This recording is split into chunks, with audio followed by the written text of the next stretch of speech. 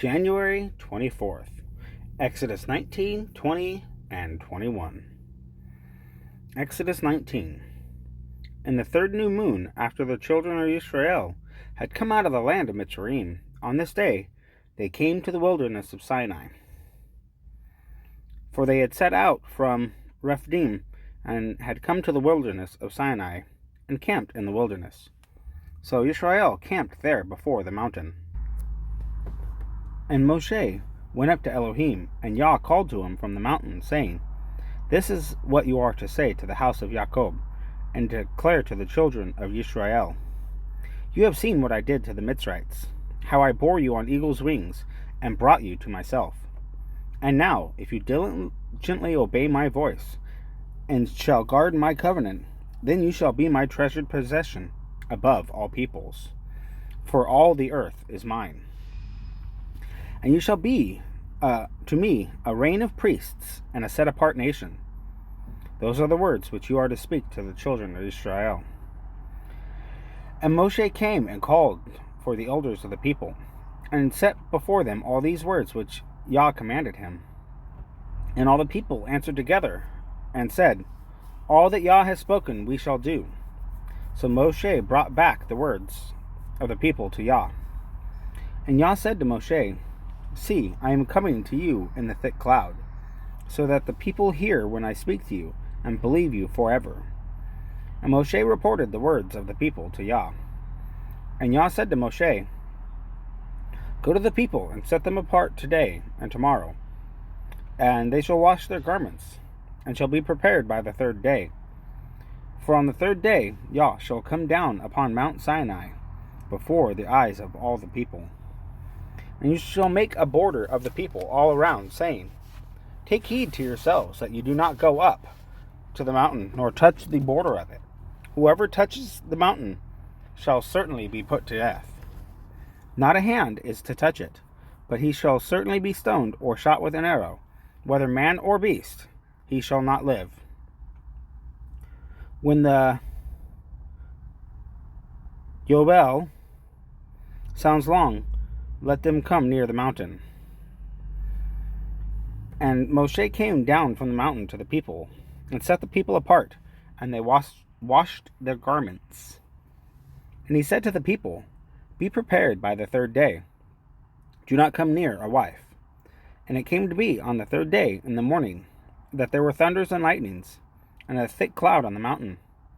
And a voice of a shofar was very strong, and all the people who were in the camp trembled. And Moshe brought the people out of the camp to meet with Elohim, and they stood at the foot of the mountain.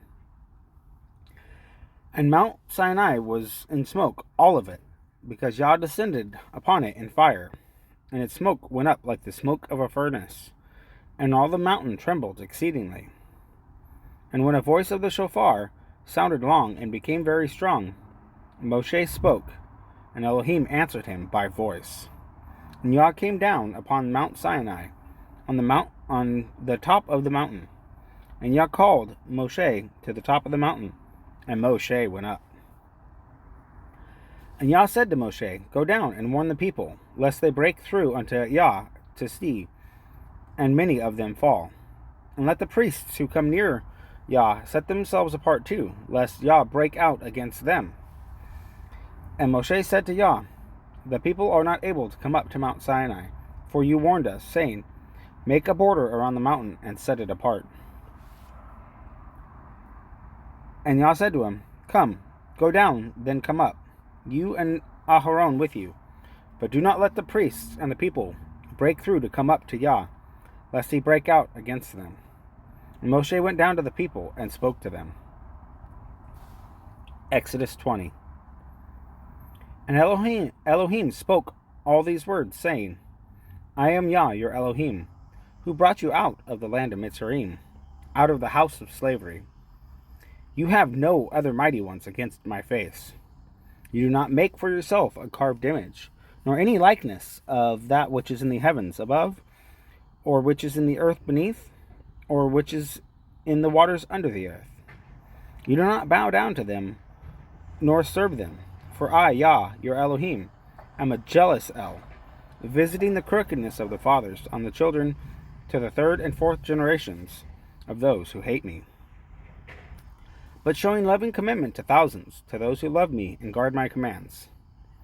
You do not bring the name of Yah your Elohim to naught, for Yah does not leave the one unpunished who brings his name to naught.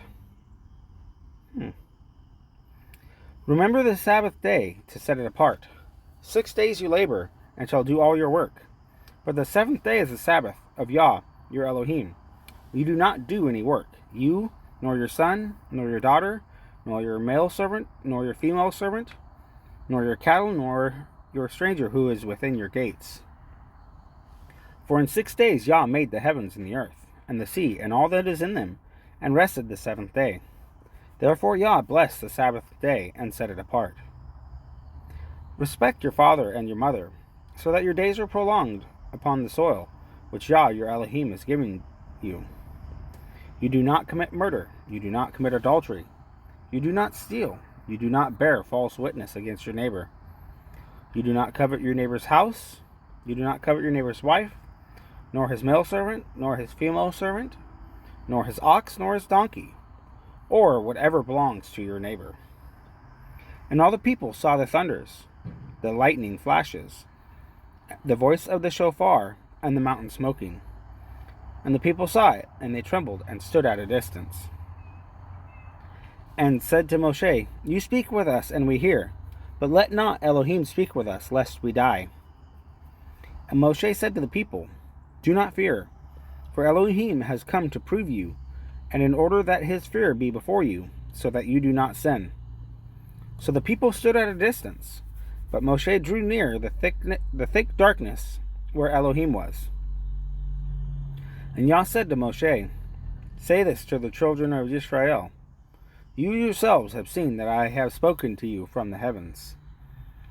You do not make besides me mighty ones of silver, and you do not make mighty ones of gold for yourselves.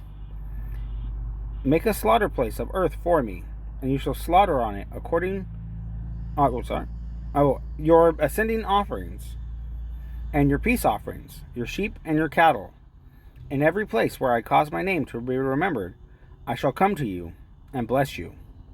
And if you make me a slaughter place of stone, do not build it out of cut stone, for if you use your chisel on it, you have profaned it. Nor do you go up by steps to my slaughter place, lest your nakedness be exposed on it. Exodus 21. These are the right rulings which you are to set before them. When you buy a Hebrew servant, he serves 6 years, and in the 7th he goes out free, for naught. For if he goes in by himself, he goes out by himself. If he comes in married, then his wife shall go out with him. If his master has given him a wife, and she has borne him sons or daughters, the wife and her children are her master's, and he goes out by himself. If the servant truly says, I love my master, my wife, and my children, let me not go out free, then his master shall bring him before Elohim, and shall bring him to the door, or to the doorpost, and his master shall pierce his ear with an awl, and he shall serve him forever. When a man sells his daughter to be a female servant, she does not go out as the male servants do. If she is displeasing in the eyes of her master, who has engaged her to himself, then he shall let her be ransomed. He shall have no authority to sell her to a foreign people because of him deceiving her. And if he has engaged her to his son, he is to do to her as is the right of daughters. If he takes another wife, her food, her covering, her marriage rights are not to be diminished. And if he does not do these 3 for her, then she shall go out for naught, without silver. He who strikes a man so that he dies shall certainly be put to death. But if he did not lie in wait, but Elohim delivered him into his hand, then I shall appoint for you a place where he is to flee. But when a man acts presumptuously against his neighbor, to kill him by treachery, you are to take him even from my slaughter place to die. And he who strikes his father or his mother shall certainly be put to death. And he who kidnaps a man and sells him, or if he is found in his hand, shall certainly be put to death.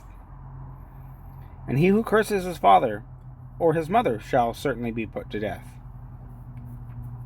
And when men strive together, and one strikes another with a stone or his fist, and he does not die, but is confined to his bed, if he rises again and walks outside with his staff, then he who struck him shall be innocent. He only pays for the lost time and sees to it that he is completely healed. And when a man strikes his male or female servant with a rod, so that he dies under his hand, he shall certainly be punished.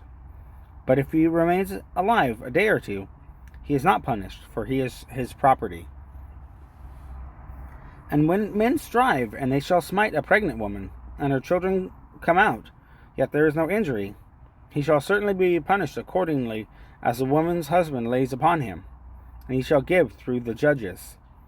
But if there is injury, then you shall give life for life, eye for eye, tooth for tooth, hand for hand, foot for foot, burn for burn, wound for wound, lash for lash. And when a man strikes the eye of his male or female servant and destroys it, he is to let him go free for the sake of his eye.